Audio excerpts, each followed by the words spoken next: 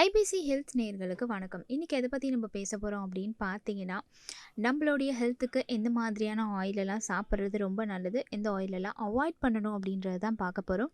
First நம்ம பார்க்க போகிறது எக்ஸ்ட்ரா வர்ஜின் ஆலிவ் ஆயில். இதை சாப்பிட்றதுனால நம்மளுடைய ஹெல்த்துக்கு அவ்வளோ பெனிஃபிட் இருக்குது அப்படின்னு சொல்கிறாங்க. எதனால் அப்படின்னு பார்த்தீங்கன்னா, இது நம்மளுடைய பிளட் ப்ரெஷரை வந்து குறைக்கிறதுக்கு ஹெல்ப் பண்ணுது. அண்ட் இன்னொன்று, இன்ஃப்ளமேஷனை ஃபைட் பண்ணுது அப்படின்னும் சொல்கிறாங்க.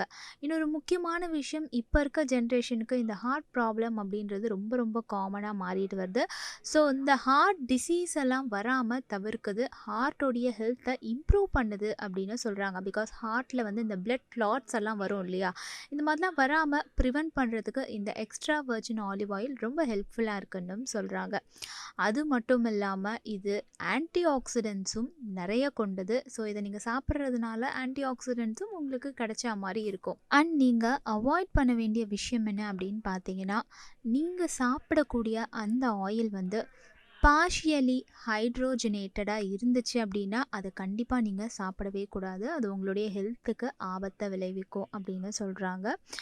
அண்ட் எக்ஸாம்பிளுக்கு சொல்லணும் அப்படின்னா, சோயாபீன் ஆயில், இந்த மாதிரி ஆயிலெலாம் நீங்கள் சுத்தமாக அவாய்ட் பண்ணிடுங்க. காட்டன் சீட் ஆயில், இது எல்லாமுமே வந்து நீங்கள் சுத்தமாக சாப்பிடக்கூடாது. இது சாப்பிட்றதுனால உங்களுடைய ஹெல்த்துக்கு ஆபத்து ஏற்படுது அப்படின்னும் சொல்கிறாங்க.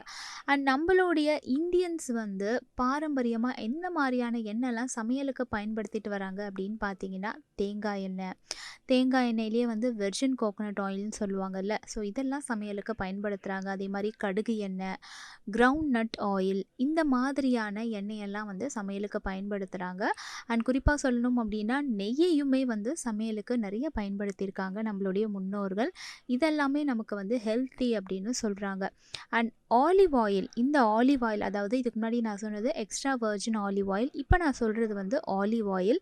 இதுவுமே வந்து நமக்கு ரொம்ப ஒரு ஹெல்த்தியான ஆயில் அப்படின்னு சொல்கிறாங்க.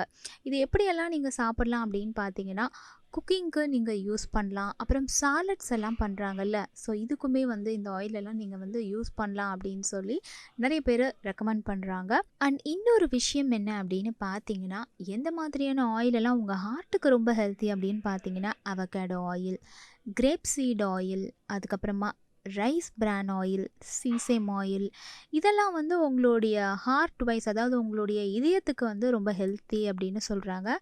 நீங்கள் ஒரு ஆயிலை வந்து சமையலுக்கு சூஸ் பண்ணுறீங்க அப்படின்னா, எந்த மாதிரி ஆயிலை நீங்கள் சூஸ் பண்ணணும் அப்படின்றதுக்கு இப்போ நான் உங்களுக்கு ஒரு விஷயம் சொல்கிறேன். நீங்கள் சூஸ் பண்ணுற ஆயிலில் ஒரு டேபிள் ஸ்பூன் அப்படின்னு நம்ம எடுத்துக்கிட்டோன்னா, அதில் 4 கிராம் ஆஃப் சேச்சுரேட்டட் ஃபேட்டுக்கு கம்மியாக தான் இருக்கணும். அதாவது 4 கிராம் ஆஃப் சேச்சுரேட்டட் ஃபேட்க்கு அதிகமாக இருக்கக்கூடாது, இதுக்கு கீழே தான் இருக்கணும். இந்த மாதிரியான ஒரு ஆயிலை தான் நீங்கள் சமையலுக்கு சூஸ் பண்ணணும் அப்படின்னு சொல்கிறாங்க. குறிப்பாக வந்து பார்ஷியலி ஹைட்ரோஜனேட்டட் ஆயிலாக இருக்கவே கூடாது அப்படின்னு சொல்கிறாங்க. ஸோ இந்த விஷயம் மட்டும் நீங்கள் சமையலுக்கு எண்ணெயை சூஸ் பண்ணும்போது பார்த்துக்கோங்க. இன்றைக்கி நான் சொன்ன இந்த ஹெல்த் டிப் உங்களுக்கு ரொம்ப யூஸ்ஃபுல்லாக இருந்திருக்கும் நான் நம்புகிறேன். பிடிச்சிருந்துச்சுன்னா லைக் பண்ணுங்கள், ஷேர் பண்ணுங்கள், கமெண்ட் பண்ணுங்கள். இன்னும் என்ன மாதிரியான ஹெல்த் ரிலேட்டட் வீடியோ உங்களுக்கு வேணுன்றதை கமெண்ட்டில் மென்ஷன் பண்ணிங்கன்னா அந்த வீடியோவில் வந்து நான் உங்களை சந்திக்கிறேன்.